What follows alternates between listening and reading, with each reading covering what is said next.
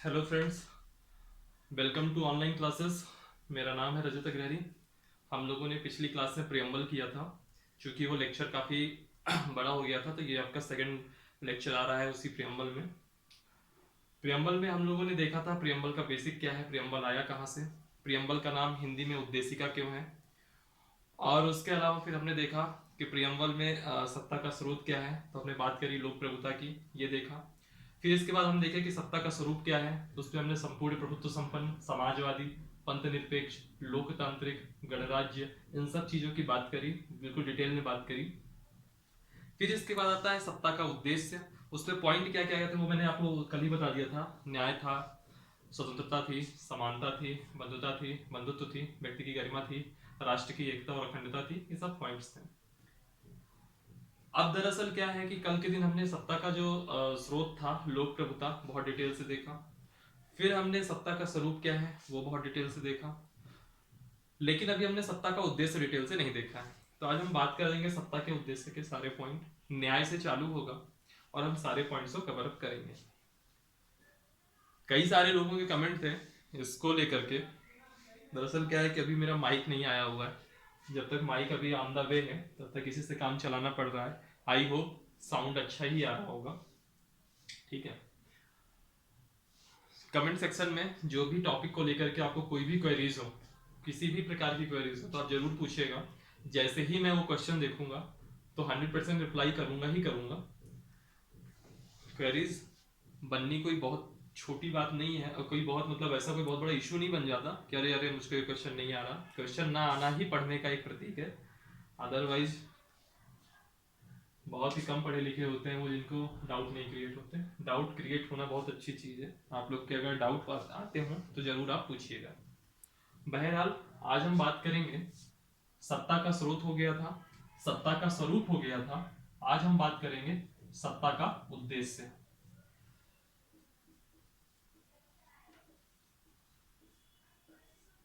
और एक बड़ी बात,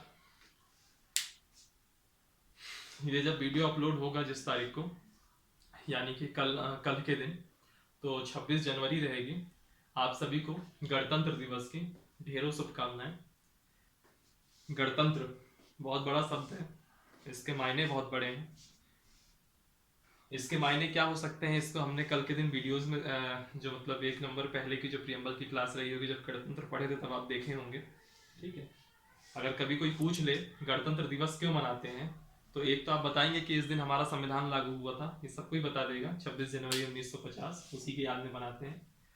लेकिन गणतंत्र ही क्यों कहते हैं, हमारे सिस्टम को संसदीय गणतंत्र क्यों कहते हैं, ये कल हमने क्लास में पढ़ा था। अगर कभी कोई आपसे क्वेश्चन कर ले तो आप जरूर आंसर जरूर दीजिएगा। क्योंकि हम अपने राष्ट्रपति को प्रत्यक्ष या अप्रत्यक्ष रूप में अप्रत्यक्ष रूप से चुनते हैं, इसकी वजह से इसको गणतंत्र कहते हैं। बहरहाल मुद्दे में आते हैं, सत्ता का उद्देश्य। इसका पहला पॉइंट है न्याय। याद रखिएगा, ये लिखा हुआ है कि न्याय कितने प्रकार के होते हैं, लेकिन हमको याद होना चाहिए कि न्याय के प्रकार क्या है और उनके क्या क्या नाम है, ये हमेशा पता होना चाहिए। तो इसके 3 नाम है, वही जो बहुत ही कॉमन है। सामाजिक न्याय, जिसकी हम लोग अक्सर बड़ी बड़ी बातें करते रहते हैं, सामाजिक न्याय। दूसरा आर्थिक न्याय। और तीसरा राजनीतिक न्याय। ये 3 प्रकार के न्याय होते हैं। ठीक, 3 प्रकार के न्याय होते हैं। दरअसल ये जो न्याय का कॉन्सेप्ट है, ये लिया गया है रूसी क्रांति से। कभी कोई पूछ ले रूसी क्रांति कब हुई थी, तो याद रखिएगा 1917 में। और इसी में जो आपके ये दो न्याय हैं, क्या नाम है, सामाजिक और आर्थिक। ये सामाजिक और ये आर्थिक, इन दोनों को कॉमनली जोड़ करके हम कहते हैं आनुपातिक न्याय। ठीक है। तो जस्टिस आपका 3 प्रकार का हुआ, सोशल, इकोनॉमिकल और पॉलिटिकल। ये 3 प्रकार के आपके जस्टिस हुए। कहां से लिया गया, रूसी क्रांति से लिया गया। इसके बाद आता है, इसी में मैं नीचे लिख देता हूं, इसके बाद आता है स्वतंत्रता, फ्रीडम। याद रखिएगा, प्रस्तावना में साफ साफ दिया है, मैंने कहा था कि प्रस्तावना का आप एक तो डाउनलोड कर लीजिएगा कि प्रस्तावना क्या है, वो एक पेज का रहेगा, एक बार पढ़ जरूर लीजिएगा। तो स्वतंत्रता 5 प्रकार की होती है। आप कहोगे तो मैं डिस्क्रिप्शन में लिंक दे दूंगा डाउनलोड करने के लिए। स्वतंत्रता 5 प्रकार की होती है। एक बार क्वेश्चन पेपर में आ गया था, पीसीएस का क्वेश्चन था कि न्याय कितने प्रकार की है, स्वतंत्रता कितने प्रकार की है और समानता कितने प्रकार की है। लाइन से लिखना था, तो ऑप्शन ऐसे दिए थे 5 3 2 2 3 5 ऐसे करके ऑप्शन दिए थे। तो दरअसल क्या होता है कि न्याय आपका 3 प्रकार का था, ये 3 लिखा है, सामाजिक आर्थिक राजनीतिक। स्वतंत्रता आपकी 5 प्रकार की होगी, 1 2 3 4 5, और जो आपका समानता होगी वो 2 प्रकार की होगी। तो आंसर होता 3 5 2। तो ऐसे करके क्वेश्चन पूछे जाते हैं अक्सर। और ये क्वेश्चन मैं किसी छोटी एग्जाम, ये कांस्टेबल एग्जाम की बात नहीं कर रहा हूँ, ये क्वेश्चन पेपर है यूपी पीसीएस का 2 साल पहले का। ठीक है, बहरहाल अभी आते हैं स्वतंत्रता में। स्वतंत्रता आपकी 5 प्रकार की होगी। पहली, अभिव्यक्ति की स्वतंत्रता। ये कौन कहता है, ये मैं नहीं कह रहा, ये आपकी प्रस्तावना कह रही है। दूसरा, विचार की स्वतंत्रता। अभिव्यक्ति की स्वतंत्रता, विचार की स्वतंत्रता, फिर एक है विश्वास की स्वतंत्रता, फिर एक है धर्म की स्वतंत्रता, और फिर एक है उपासना की स्वतंत्रता। ये 5 प्रकार की स्वतंत्रताएं। अब देखिए इनको एक एक शब्द अगर समझाऊं मैं आपको। ये अभिव्यक्ति है। अभिव्यक्ति यानी कि एक्सप्रेशन, आप कहते होंगे ना, अभिव्यक्ति की स्वतंत्रता, इंग्लिश में फ्रीडम ऑफ एक्सप्रेशन। अभिव्यक्ति क्या है, एक्सप्रेशन है, यानी कि ये एक प्रकार की बाह्य क्रिया। जैसे मुझे किसी व्यक्ति के लिए कुछ कहना है, तो मैं अगर उसको बोलूंगा अपने हाव भाव से इशारा करके या डायरेक्टली मुंह से ही बोल दूं कि ये चीज है, तो वो मैंने उसके लिए अभिव्यक्त कर दिया, एक्सप्रेस कर दिया, ये अभिव्यक्ति हुई, यह बाह्य क्रिया है, तो इसकी भी हमको स्वतंत्रता है। विचार, विचारों की स्वतंत्रता। विचार कभी मैं एक्सप्रेस नहीं करूंगा, जब वो एक्सप्रेस करूंगा तो अभिव्यक्ति बन जाएगी। अगर मुझको एक आदमी को गाली देना है, तो जो गाली दे रहा हूं वो अभिव्यक्ति है, और मेरे मन में ये चीज आ जाए कि मुझे इस आदमी को गाली देना है, तो वो विचार है। तो विचार आंतरिक क्रिया हो गई। विश्वास, विश्वास क्या है, जैसे कि मान लीजिए ये विश्वास किसी रिलीजन के लिए भी हो सकता है, किसी बात के लिए हो सकता है, किसी व्यक्ति पर भी हो सकता है। ठीक है, और मुझे किस पर विश्वास करना है ये मेरी स्वतंत्रता का विषय है। आप मुझको प्रेशराइज नहीं कर सकते कि मुझको ये चीज को स्वतंत्र होना है, इस चीज पे विश्वास करें या इस चीज पे। फिर आता है धर्म। धर्म में देखिए क्या है, धर्म की स्वतंत्रता। धर्म की स्वतंत्रता, आप किसी भी धर्म से बिलोंग करते हो, ये आपकी स्वतंत्रता है। आप चाहो तो कल के दिन अपना धर्म चेंज भी कर सकते हो, इस चीज की स्वतंत्रता है। ठीक है, फिर एक आता है उपासना की स्वतंत्रता। उपासना का मतलब यहाँ पूजा पद्धति से है, मैं किस अपनी पूजा पद्धति मेरी क्या हो सकता है, मैं हिंदू धर्म में हूँ, हिंदू धर्म के अंदर भी मेरी कोई दूसरी पूजा पद्धति हो सकती है, वो मेरे ऊपर है, उसकी भी मुझको स्वतंत्रता है। ये बात की गई स्वतंत्रता वाले टॉपिक में। कई लोग होंगे जो कहेंगे कि अभिव्यक्ति की स्वतंत्रता क्या अनलिमिटेड है क्या, विचार की स्वतंत्रता अनलिमिटेड है क्या। तो मैं कहूंगा कि जब हम लोग आगे चल के मौलिक अधिकार पढ़ेंगे, आर्टिकल 19 स्वतंत्रता का अधिकार, अभिव्यक्ति की स्वतंत्रता, 19 में जब पढ़ेंगे आर्टिकल 19, तो उसमें कई प्रकार की स्वतंत्रता दी हुई है। 19 clause 1 sub clause A, 19 clause 1 sub clause B, 19 clause 1 sub clause C, 19 clause 1 sub clause D, ऐसे करके कई सारे क्लॉजेस में सब क्लॉजेस दिए हुए हैं। वहां जब हम इन स्वतंत्रताओं की बात करेंगे, 6 प्रकार की है वहां पे, जब हम इन स्वतंत्रताओं की बात करेंगे तो वहां पे हम देखेंगे कई सारी इनमें लिमिटेशन है। ये क्या है, ये आपका हम प्रियम्बल पढ़ रहे हैं, प्रियम्बल में कोई लिमिटेशन नहीं लगेगा। प्रियम्बल ने एक ये हमको सत्ता का उद्देश्य दे दिया कि हमको सत्ता ऐसी चलानी है कि स्वतंत्रता, जो एक व्यक्ति है उसको ये सब चीज की स्वतंत्रता मिले। ठीक है, अब वो चीज की स्वतंत्रता कैसे मिलेगी, कितनी लिमिट रहेगी, क्या रहेगा, ये हम जब बात करेंगे डिटेल में स्वतंत्रता का अधिकार, तब वहां पे ये सब चीजें आएंगी। हमारे संविधान निर्माताओं के दिमाग को जो है ना, बहुत ही ग्रेट रहा। आजकल के होते चुटैया जमाने वाले तो संविधान बन चुका होता, समझ रहे हैं। चलिए, न्याय हो गया, स्वतंत्रता हो गई। अब इसके बाद आता है समानता। समानता 2 प्रकार की होती है। समानता 2 प्रकार की होती है, प्रतिष्ठा की समानता और अवसर की समानता। अवसर की समानता आपको सीधे समझ में आ रहा है, किसी प्रकार से अगर राज्य कोई नियोजन कर रहा है, रोजगारी दिला रहा है, सबके लिए अवसर समान हो, किसी भी के लिए भी किसी भी प्रकार का कोई भेदभाव ना हो, न धर्म के नाम पे, न जात के नाम पे, लिंग के नाम पे, किसी भी प्रकार का कोई भेदभाव ना हो, ऐसा हमारा प्रियम्बल कहता है। रियलिटी क्या है ये आप मुझसे ज्यादा अच्छे से जानते होंगे। ठीक है, तो हमने क्या पढ़ा, न्याय पढ़ा, स्वतंत्रता पढ़ा, समानता पढ़ा। फिर एक शब्द आता है बंधुता। बंधुता का मतलब है भाईचारा। बंधुता का मतलब है भाईचारा। अब देखिए न्याय आ गया रूसी क्रांति से। अब जो बाद के शब्द थे स्वतंत्रता,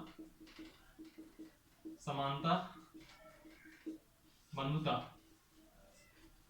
ये जो तीन शब्द थे ये कहां से लिए गए हैं, फ्रांसीसी क्रांति से। रूसी क्रांति से न्याय लिया गया है, मतलब प्रेरित है, और फ्रांसीसी क्रांति से ही ये प्रेरित हुए थे स्वतंत्रता, समानता, बंधुता, जिसको हमने अपने प्रियम्बल में स्थान दिया है। इस बंधुता का क्या मतलब है, इस बंधुता का मतलब है भाईचारा, कि हम दो लोग हैं भाई भाई बन के रहें, चारा ना बने, यही चीज है इसमें और कुछ नहीं है। फिर एक शब्द आता है व्यक्ति की गरिमा। व्यक्ति की गरिमा नाम से ही स्पष्ट है, किसी भी व्यक्ति के गरिमा के साथ, यानी कि उसको ये ना लगे, जैसे कई लोगों को लगने लगता है कि क्या मैं इस देश का दोयम दर्जे का नागरिक हूँ, यानी कि उस व्यक्ति की गरिमा पे चोट हुई, व्यक्ति की गरिमा में किसी प्रकार का प्रभाव ना पड़े। फिर एक शब्द आता है राष्ट्र की एकता और अखंडता। मैंने कल ही आपको बताया था 42वां संविधान संशोधन 1976, वहीं से अखंडता शब्द जोड़ा गया था, मूल संविधान की प्रस्तावना में ये नहीं था। एकता और अखंडता दोनों बहुत ही अच्छी चीजें हैं, सुनिएगा, अक्सर आप सुनते होंगे। स्टैच्यू ऑफ यूनिटी इसी एकता का ही प्रतीक है। ये एकता जो होती है ये आपकी हमेशा मनोवैज्ञानिक संकल्पना होती है। कई सारे नेताजी आएंगे, हिंदुओं उठो एक हो जाओ, कुछ और नेताजी आएंगे, मुसलमानों भाइयों उठो एक हो जाओ, कहीं कोई आंदोलन चल रहा होगा, सिख भाइयों उठो एक हो जाओ। तो ये सब क्या है, ये आपने उसके मनोवैज्ञानिक में डाला कि हमको एक होना है, एकता दिखानी है, समझ रहे हैं आप बात को। लेकिन यहाँ पे रिलीजन वाली एकता नहीं है। इस एकता का मतलब है भारतवासियों के लिए, देश के नागरिकों के लिए, कि नागरिकों के बीच में एकता बनी रहे। ये एक मनोवैज्ञानिक संकल्पना है जो नागरिकों को आपस में एक दूसरे से बांध के रखती है। आप कहीं भी जाते हो, जैसे फॉर एग्जाम्पल मान लीजिए आप किसी जगह कोई छोटे से गांव से आ रहे हो और आप कहीं बड़ी जगह जा रहे हो पढ़ाई करने, आपके गांव का एक आदमी मिल गया, तो देखिए आपकी एक अलग से ही एकता मिल जाती है। एकता, बंधुता, सारी प्रस्तावना आप वहीं लगा देते हो, इंप्लीमेंट हो जाती है। एकता भी वहीं बन जाएगी, बंधुता भी बन जाएगी, आप तो उसकी गरिमा तक का भी ध्यान रख लोगे। यहाँ गरिमा उसकी गरिमा की बात है, गरिमा कहीं और मत सोचिएगा। एकता एक मनोवैज्ञानिक संकल्पना, मनोवैज्ञानिक जो संकल्पना है, यानी कि नागरिकों, जैसे चलिए ठीक है हम लोग अभी इंडिया में हैं, कई सारे ऐसे होंगे जिनको हम एनआरआईज कहते हैं, अमेरिका। अब ये बताइए अमेरिका में आज जो वाइस प्रेसिडेंट बनी कमला हैरिस, जब उन्होंने ओथ ली तो उन्होंने क्या बोला, कमला देवी हैरिस।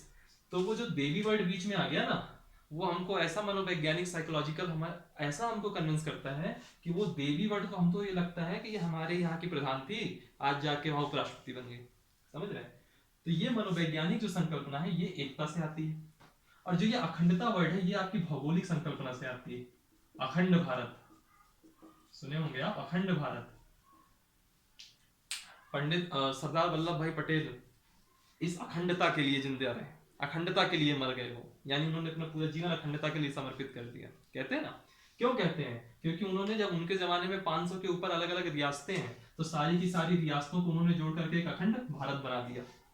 ठीक है, अखंड यानी कि भौगोलिक संकल्पना। भौगोलिक संकल्पना का मतलब समझ रहे हैं, जो आपका जियोग्राफिकल स्ट्रक्चर है वो बिल्कुल मेंटेन रहे। भारत है तो भारत है, कश्मीर है तो हमारा हिस्सा है, ये एक भौगोलिक संकल्पना है। और ये अखंडता यानी कि भले ही हमारे अंदर कितनी विविधताएं हैं, अलग अलग डाइवर्सिटीज हैं, बावजूद इसके हम पूरी तरीके से अखंड रहे। ये प्रियम्बल में हमारे 42वें संविधान संशोधन 1976 के माध्यम से अखंडता जोड़ा गया। इसके अलावा प्रस्तावना में कुछ नहीं है, प्रस्तावना आपकी खत्म होती। अब हम बात करेंगे प्रस्तावना के साथ लगे हुए कुछ डाउट्स, कुछ बातें। फॉर एग्जाम्पल क्या है, इस दुनिया में आपसे जितने बड़े आदमी बन जाओ, जितना अच्छा काम कर लो, बुराई करने वाले, उंगली उठाने वाले आपको मिलेंगे ही मिलेंगे।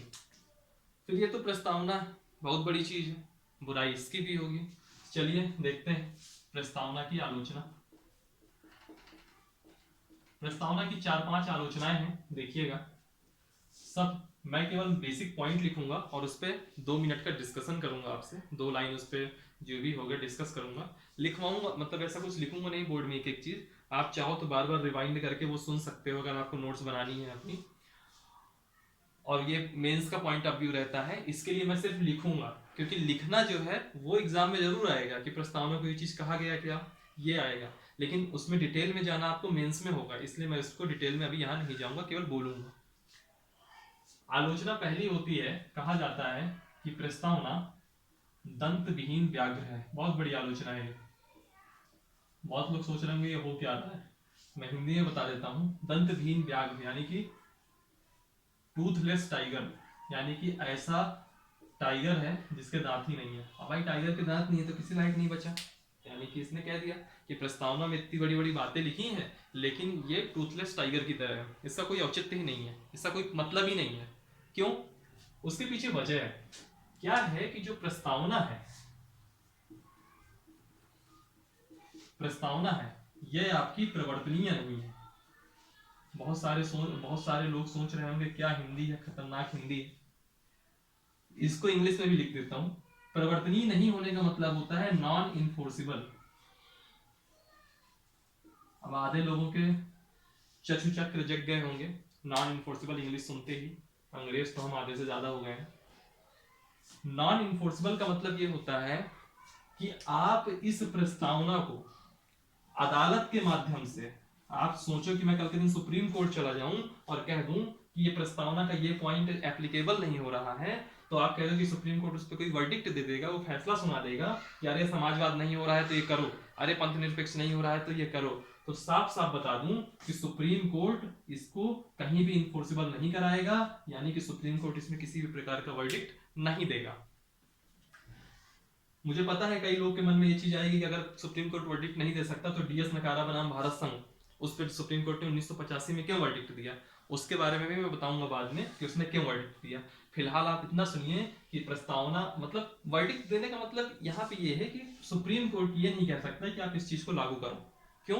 क्योंकि ये प्रवर्तनीय नहीं है, नॉन इन्फोर्सिबल है। ठीक है, यही है इसका सिस्टम। डिबेट क्या आती है? डिबेट आएगी सिंपल सा कि प्रस्तावना दंतविहीन व्याघ्र है, आपका क्या मानना है, आलोचनात्मक टिप्पणी कीजिए। हमको कहना है, क्रिटिकली होकर कहना कि ये बात सच है कि प्रस्तावना टूथलेस टाइगर की भांति दिखती है। क्यों? क्योंकि ये परिवर्तनीय नहीं है, इन्फोर्सिबल नहीं है। लेकिन फिर एक शब्द सुनिए, मेरी बात सुनिएगा। आपने स्वतंत्रता की बात करी, यही स्वतंत्रता आगे चल करके आर्टिकल 19 में आएगी, मौलिक अधिकारों में। ठीक है, यही न्याय आगे चल के आपको डीपीएसपी के माध्यम से मिलेगा। जब चीजें जो आपकी प्रस्तावना में दी गई हैं, जो सत्ता का उद्देश्य है, वो आगे चल करके ही संविधान के अलग अलग अनुच्छेदों के माध्यम से, संविधान के अलग अलग भाग के माध्यम से, या सरकारें उनको आधार मान करके आगे अपनी सत्ता चलाती हैं, तो ये कहना कि इस प्रस्तावना का कोई वजूद ही नहीं है, ये तो गलत बात हो गई। प्रस्तावना का वजूद है, लेकिन प्रस्तावना को हम नॉन इन्फोर्सिबल, प्रस्तावना नॉन इन्फोर्सिबल है, प्रस्तावना को हम सुप्रीम कोर्ट के माध्यम से नहीं लागू करवा सकते, लेकिन जो हमको स्वतंत्रता का अधिकार है आर्टिकल 19, वो तो सुप्रीम कोर्ट के माध्यम से लागू करवा सकते हैं। समझ रहे हैं बात को? तो ऐसे हम इस दंतहीन व्याघ्र को, हालांकि ये आलोचना में आएगा, लेकिन हम इसका काउंटर पार्ट ये जरूर देंगे। ये आलोचना है, इसके पीछे रीजन सिर्फ इतना है कि ये प्रवर्तनीय नहीं है, यानी कि सुप्रीम कोर्ट इसको लागू नहीं करवा सकता। इसका काउंटर हम क्या करेंगे कि आगे के अनुच्छेदों में जब हम आगे संविधान में जाएंगे तो ये जितना जितना कुछ प्रस्तावना में दिया हुआ है वो सब बहुत डिटेल से है और वो प्रवर्तनीय है। तो अलग अलग माध्यमों से प्रस्तावना देश में लागू होती है, और सत्ता में भूमिका का काम करती है प्रस्तावना। जो भी सत्ता में बैठेगा वो कहीं ना कहीं इस प्रस्तावना से पूरी तरीके से प्रभावित होता ही होता है। उसका भी उद्देश्य होता है कि मैं कुछ भी काम करूं, मेरी जो सत्ता शासन चलाऊं, उस सत्ता का उद्देश्य सिर्फ और सिर्फ यही हो, न्याय हो, समानता हो, स्वतंत्रता हो, बंधुता हो, व्यक्ति की गरिमा हो, राष्ट्र की एकता और अखंडता हो। ठीक है, ये था पहली आलोचना। आलोचना इसमें एक ये रहती है कि इसमें चलिए मैं लिख ही देता हूं। इसमें दूसरी आलोचना है कि मौलिकता का अभाव है।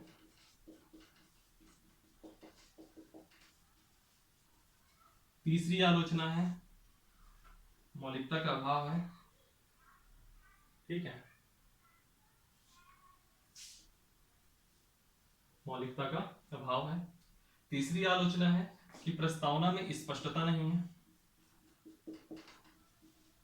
उनका कहना है कि जो प्रस्तावना में जो जो शब्द लिखे गए हैं, जैसे स्वतंत्रता लिख दी गई सब, तो बिल्कुल एक एक शब्द लिख गया। जो जो मैंने आपको संपूर्ण प्रभुत्व संपन्न बताया, समाजवादी बताया, पंथ निरपेक्ष, लोकतांत्रिक, गणराज्य, ये मैं आपको बता रहा हूँ।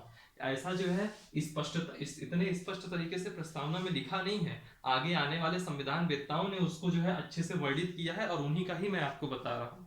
ठीक है, और बस यही है आपकी आलोचनाएं। कुछ प्रस्तावना का महत्व भी है। कई लोगों ने प्रस्तावना को कई तरीके से जो है डेडिकेट किया है, कई सारे शब्दों के साथ इसको नवाजा है, और वही शब्द अक्सर पूछ लेता है। एक के.एम. मुंशी करके थे, आप अक्सर जब संवैधानिक विकास क्रम नाम सुनेंगे तो जरूर जाएंगे, संविधान सभा वगैरह में भी बहुत इनको नाम सुनेंगे। के.एम. मुंशी थे, इन्होंने कह दिया था कि जो प्रस्तावना है, प्रस्तावना जो है भारत देश की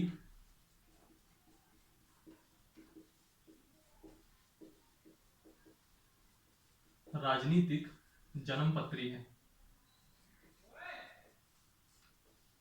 देखिएगा जन्म में ये आधा ना होगा, ठीक है, जन्मपत्री।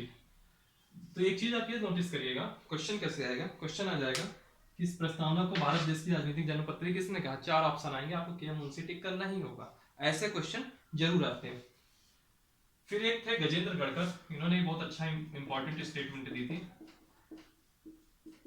गजेंद्र गढ़कर ने कहा यह संविधान निर्माताओं के, जो संविधान सभा में बैठे थे, संविधान निर्माता, हमारे संविधान निर्माताओं के मस्तिष्क को समझने की कुंजी है। यानी कि उनके दिमाग में क्या चल रहा है, अगर वो हमको समझना है तो हम प्रस्तावना की सहारा ले सकते हैं। अब अक्सर यही क्वेश्चन आ गया कि प्रस्तावना को संविधान निर्माताओं के मस्तिष्क की कुंजी किसने कहा है, तो हम कहेंगे गजेंद्र गढ़कर जी ने कहा है। फिर एक और थे ठाकुरदास भार्गव।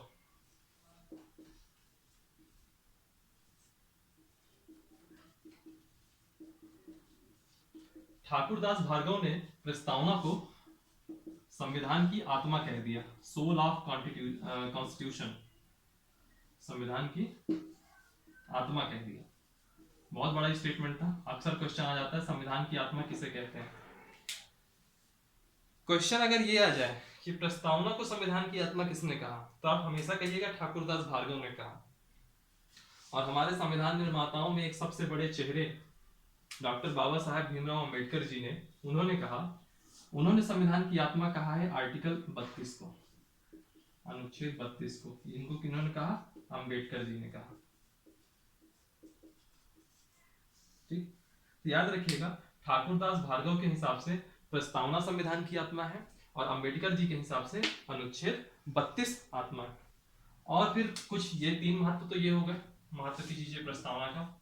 और हम कह सकते हैं कि इसमें जो है, जो स्वतंत्रता आंदोलन हुए, इतने सारे हमारे देश में स्वतंत्रता आंदोलन हुए, उनके आदर्श पाए जाते हैं इसी प्रस्तावना में। स्वतंत्रता आंदोलन के आदर्श पाए जाते हैं। ये भी कह सकते हैं कि जो हमारे यहाँ शासन करेगा, जो हमारी सरकार होगी, उसके लिए एक भूमिका की तरह कहिए या मार्गदर्शक की तरह कहिए कि काम करेगी, यानी कि सरकार का मार्गदर्शक। ये कुछ महत्व है। अब ये सब पढ़ने के बाद एक क्वेश्चन आता है कि आपने 42वां संविधान संशोधन किया था, 3 शब्द जोड़ दिए थे, है ना। 3 शब्द कौन कौन सा जोड़े थे अगर याद हो तो, समाजवाद, पंथ निरपेक्ष और अखंडता, 3 शब्द जोड़ दिए थे। सवाल ये आता है क्या संविधान का क्या प्रस्तावना का ऐसे ही संशोधन कर सकते हैं। तो सुनिए, बहुत सारे लोगों में तो बहुत पुरानी डिबेट तो यही चल रही थी कि क्या प्रस्तावना संविधान का अंग है भी। क्योंकि क्या है कि जब भी आप संविधान देखोगे तो भाग 1 चालू होता है संघ और उसके राज्य क्षेत्र से, उसके पहले प्रस्तावना दी हुई है। तो डिबेट यही हो गई कि क्या प्रस्तावना संविधान का भाग है भी या नहीं। फिर क्वेश्चन आया क्या प्रस्तावना संशोधनीय है कि नहीं। क्वेश्चन आया प्रस्तावना संशोधनीय है या नहीं, ये क्वेश्चन आया। जवाब में कहा गया कि क्या प्रस्तावना संविधान का अंग है या नहीं। अगर प्रस्तावना संविधान का अंग है तो प्रस्तावना संशोधनीय है, और अगर प्रस्तावना संविधान का अंग नहीं है तो प्रस्तावना संविधान संशोधनी नहीं होगी। अब ये बात आती है, बहुत लोग ये भी कह सकते हैं कि अगर प्रस्तावना मान लीजिए कि संविधान का अंग है, हाइपोथेटिकल मान लिया इस बहस के शुरू होने से पहले, तो अगर अंग है भी तो हम संशोधन कैसे कर सकते हैं? तो अनुच्छेद 368 करके एक अनुच्छेद है, आर्टिकल 368, वहां पे ये प्रावधान है कि भारत की संसद विशेष बहुमत से किसी भी संविधान में अमेंडमेंट ला सकती है। हालांकि अब बहुत सारे रिस्ट्रिक्शन है, उस पर बात करूंगा क्या रिस्ट्रिक्शन है, अभी अगले ही दो चार लाइन के आगे ही उस पर आ जाना है हमको। अभी हम इसमें बात करते हैं क्या प्रस्तावना संशोधनीय है या नहीं है। तो बात आई कि क्या कॉन्स्टिट्यूशन का ये प्रियम्बल पार्ट है भी या नहीं। अगर पार्ट है तो संशोधनीय है, अगर नहीं है तो नहीं है। एक बेरुबारी विवाद हुआ। अब बेरुबारी विवाद क्या है मैं इस पे नहीं जाऊंगा अभी, क्योंकि ये मेंस का पॉइंट ऑफ व्यू हो जाएगा। बेरुबारी विवाद हुआ 1960 में, 1960 में, और इसमें कहा गया कि ये प्रस्तावना आपके संविधान का अंग नहीं है, और नहीं है तो संशोधन भी नहीं होगा। ठीक। इसके बाद हमारे जितने भी सिविल सर्विसेज की तैयारी करते हैं और जब पॉलिटी पढ़ते हैं तो उनके लिए एक देवता है, देवता गॉड कौन है? श्रीमान केशवानंद भारती बाबा जी। तो केशवानंद भारती का मामला इतना आएगा, पूरी पॉलिटी में इतना आएगा अंधेर। क्यों आएगा? क्योंकि उस मैटर से बहुत अब इस केशवानंद भारती केस क्या था, इसमें पूरा एक लेक्चर चला जाएगा। ठीक है, बहरहाल अभी हम केशवानंद भारती केस समझते हैं। ये हुआ था आपका 1973 में। केशवानंद भारती, बहुत ज्यादा क्यूरियोसिटी हो तो जरूर आप गूगल बाबा की सहारा लीजिए और केशवानंद भारती को पढ़िए। ये सब चीजें बहुत जरूरी है लाइफ में जानना। केशवानंद भारती बनाम भारत संघ सबको ही बता देगा, लेकिन ये केशवानंद भारती का बैकग्राउंड क्या है, ये मामला इतना आगे तक पहुंचा कैसे, और इसमें इतना बड़ा जजमेंट कैसे आ गया कि पूरी पॉलिटी की बुक ही आपकी डिसाइड हो गई। समझ रहे हैं? ये सब चीजें जानना बहुत जरूरी है। तो केशवानंद भारती 1973 में जब सुप्रीम कोर्ट मतलब जो कोर्ट का वर्डिक्ट आया, उसमें एक सिद्धांत आया। उसमें एक सिद्धांत आया था, मूल ढांचे का सिद्धांत, बेसिक स्ट्रक्चर। ये सब हम चीजें पढ़ेंगे अभी, ये अभी का काम नहीं है, आगे हम देखेंगे इसको, अलग से पूरा एक लेक्चर ही लेंगे मूल ढांचे के सिद्धांत के ऊपर। इतना समझ लीजिए कि 1973 में एक कॉन्सेप्ट आया था मूल ढांचे का सिद्धांत, और इसी समय इन्होंने कहा कि ये प्रस्तावना, मतलब यहीं से समझ लीजिए, यहीं से स्पष्ट हो गया कि इस प्रस्तावना में संशोधन हो सकता है। लेकिन इन्होंने एक कंडीशन कह दी, प्रस्तावना में संशोधन हो सकता है ये तो कहा, लेकिन एक मूल ढांचे का कॉन्सेप्ट आ गया। सुप्रीम कोर्ट ने कहा कि जो जो चीजें इस मूल ढांचे में आती जाएंगी, जो जो चीजें इस मूल ढांचे में आती जाएंगी, उनमें सरकार संशोधन नहीं कर सकती। द्वितीय प्रकार चाहे जैसा भी विशेष बहुमत हो, संशोधन नहीं कर सकती। वो तभी संशोधन कर पाएगी जो चीजें मूल ढांचे से बाहर। जैसे अब प्रस्तावना के अंदर हमने पढ़ा ये समाजवाद पढ़ा, पंथ निरपेक्ष पढ़ा, आपको पता है ये सब मूल ढांचे का पार्ट है। इसलिए प्रस्तावना में हम संशोधन तो कर सकते हैं, लेकिन प्रस्तावना के अंदर, प्रस्तावना भर क्या पूरे संविधान के अंदर जो जो चीजें मूल ढांचे का हिस्सा होगा उस पर संशोधन नहीं हो सकता। ठीक है, तो अब आज की कंडीशन क्या है संशोधन को लेकर के, वर्तमान स्थिति क्या है ये हम देखते हैं।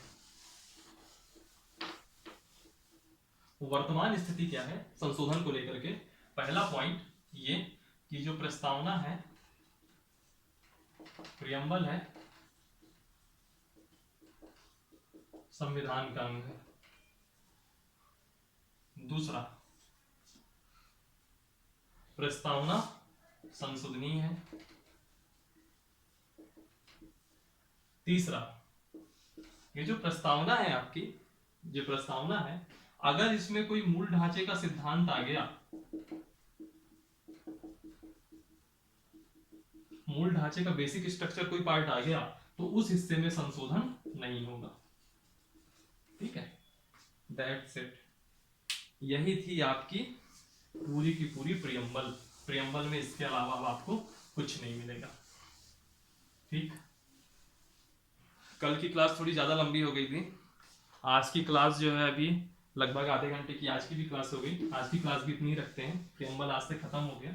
और आप यकीन मानिए ये 2 क्लास करने के बाद प्रियम्बल का कोई भी क्वेश्चन आ जाए, कहीं से भी आ जाए, आप आराम से कर लेंगे, आपको कहीं कोई दिक्कत नहीं होगी। और जो मैंने बीच बीच में डिटेल एनालिसिस कर दिया था, उससे आप मेंस का भी लिख सकते हैं। ठीक है, हालांकि अभी मेंस के लिखने के लिए अब आपको ये खुद की आंसर राइटिंग प्रैक्टिस होगी। ठीक है, बहरहाल आज यही खत्म करते हैं। कल के दिन हम लोग चालू करेंगे मौलिक कर्तव्य, सॉरी मौलिक अधिकार, फंडामेंटल राइट्स। मौलिक कर्तव्य तो ये बहुत आगे हैं। और कल से हम लोग मौलिक अधिकार देखेंगे, सारे आर्टिकल समझेंगे और हर एक आर्टिकल को डिटेल से देखेंगे। मौलिक अधिकार 2 या 3 या 4 दिन के लेक्चर लगेंगे, उसमें थोड़ा बड़ा टॉपिक है। 30 से 40 मिनट की हर क्लास रहेगी। और जल्दी ही हम लोग मैथ की क्लासेस भी ला रहे हैं। मेरे पास कुछ 1-2 मैसेज आए थे, पर्सनल मैसेज आए थे फेसबुक वगैरह में। उन्होंने कहा था मैकेनिकल इंजीनियरिंग की क्लासेस करिए। तो चूंकि मैं मैकेनिकल इंजीनियरिंग, मेरा जो बैकग्राउंड है मैकेनिकल इंजीनियरिंग का है, बहुत लोग की डिमांड आई है मैकेनिकल इंजीनियरिंग के लिए भी। इच्छा मेरी भी है पढ़ाने की मैकेनिकल इंजीनियरिंग, लेकिन अभी क्या है, कुछ ऐसे सिस्टम है कि मैकेनिकल इंजीनियरिंग अभी नहीं पढ़ा सकता। अभी सिर्फ और सिर्फ जीएस में रहने दीजिए, जीएस। और जल्दी ही हम लोग एमपी स्पेशल भी ला रहे हैं। एमपी स्पेशल के भी वीडियोज आने चालू हो जाएंगे, तो आप इसको प्लेलिस्ट में जाकर के देख सकते हैं। तो प्लेलिस्ट में इसलिए बना दिया ताकि आपको बहुत ईजी रहे कोई भी लेक्चर ढूंढने में। सब्जेक्ट वाइज प्लेलिस्ट रहेगी, जैसे अभी ये पॉलिटी की प्लेलिस्ट में सब जाएगा। फिर आगे अगर इकोनॉमिक्स चालू होगा जब, तो इकोनॉमिक्स की प्लेलिस्ट बनेगी। हिस्ट्री होगी तो हिस्ट्री की प्लेलिस्ट चालू होगी। और एमपी का होगा तो एमपी एमपी जीके करके एक प्लेलिस्ट आएगी, उसमें सारे एमपी का पूरा पोर्शन रहेगा। एमपी का गठन, एमपी का अपवाह तंत्र, एमपी की ज्योग्राफी, एमपी का स्ट्रक्चर, एमपी की जो संवैधानिक व्यवस्थाएं हैं, जो भी एमपी का पोर्शन है पूरा, एक एक चीज, आर्ट एंड कल्चर, हिस्ट्री, नदी नाले जो जो सब होता है, अभ्यारण्य वगैरह, वन फॉरेस्ट रिपोर्ट वगैरह एमपी की, सब उसी में पड़ा रहेगा प्लेलिस्ट में। और जैसे भी अभी व्यापम के तो एग्जाम तुरंत आ गए, लेकिन आगे जो भी एमपी में जो कांस्टेबल एग्जाम होने हैं, या व्यापम की और आगे जो वैकेंसीज आएंगी, या जो लोग स्टेट क्या बोलते हैं आपका, जो जेई वगैरह का एग्जाम हो रहा है स्टेट इंजीनियरिंग वाला, उसमें जो लोग जाएंगे उन सब के लिए भी बेनिफिशियल रहेगा, क्योंकि उसमें भी जीएस पूछी जाती है। वो आप प्लेलिस्ट ही आपके लिए मोर देन सफिशियंट रहेगी। प्रिपेयर है, कभी भी मैं वीडियो शूट करना चालू कर दूंगा उसका भी, वो भी आपके में आ जाएगी। और साथ में एक मैथ और रीजनिंग की डिमांड बहुत बड़ी है, तो मैथ और रीजनिंग के लिए जरूर मैं वीडियोस डालूंगा। अभी मेरे पास कल ही के दिन एक थे बंदे, उनका मैसेज आया हुआ था कि मैथ की वीडियोस अपलोड कर दूं। दरअसल क्या है कि थोड़ा भी शुरुआती टाइम है, तो सिस्टम बनाने में थोड़ा टाइम लगता है, तो अभी सिर्फ जीएस पॉलिटी में फोकस करने दीजिए, बाकी सब भी धीरे धीरे होंगी। वीडियो पसंद आया हो, आई होप पसंद आया होगा, लाइक करिए, कमेंट करिए। किसी भी पॉइंट में कोई भी डाउट लगता है तो 100% क्वेरी जरूर करिए, क्योंकि अगर आप क्वेरी करेंगे तो आपका भी डाउट दूर होगा और मुझे भी लगेगा कि आप लोग की इन्वॉल्वमेंट है। और कल से फंडामेंटल राइट्स चालू करते हैं, मौलिक अधिकार। डिस्क्रिप्शन में जाइए, टेलीग्राम लिंक ज्वाइन करिए, पेज ज्वाइन करिए, उसके हम लोग करंट का अपडेट डेली का देते रहते हैं। और उसके अलावा इंस्टा का पेज है, उसको भी लाइक करिए। यूट्यूब को, इस चैनल को दूर दूर तक फैलाइए, जितना हो सके सब्सक्राइब करवाइए, और वीडियो सबके लिए हेल्पफुल रहेंगे, ऐसी मैं आशा करता हूँ। Thank you, bye bye. हंसते रहिए, पढ़ते रहिए। Thank you.